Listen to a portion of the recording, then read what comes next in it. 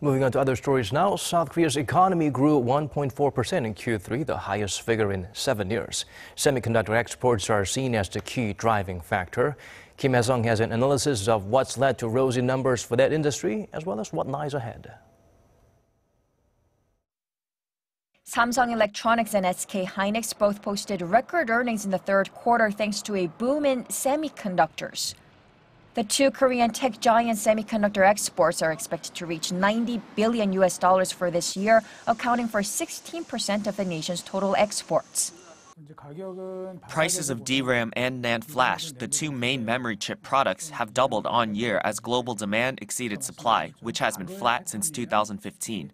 We've entered a supercycle, leaving more profits for the world's three main chip makers, Samsung, SK Hynix, and Micron Technology, who make margins of around 50% on their chips.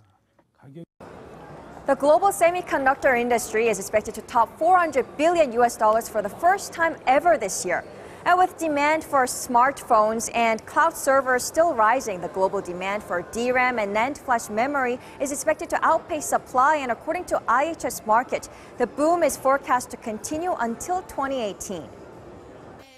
To maintain its lead in the game, Samsung Electronics announced in July that it'll invest $27.6 billion in semiconductors this year alone, doubling from last year's. SK Hynix also raised its investment to over $9 billion to expand its production line.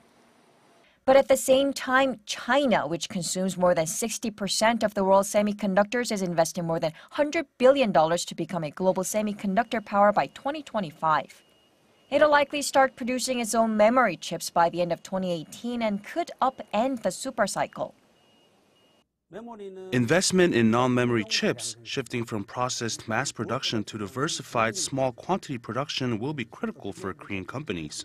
The fourth industrial revolution is expected to drive demand for non-memory chips that are used for artificial intelligence and Internet of Things. Recruiting talented engineers will also be important. 2017 marked a record year for semiconductor giants. While cashing in on the supercycle boom, a sophisticated long-term strategy will determine whether Korean companies can keep their #1 spot in this technology-intensive industry. Kim Hyesung, Arirang News.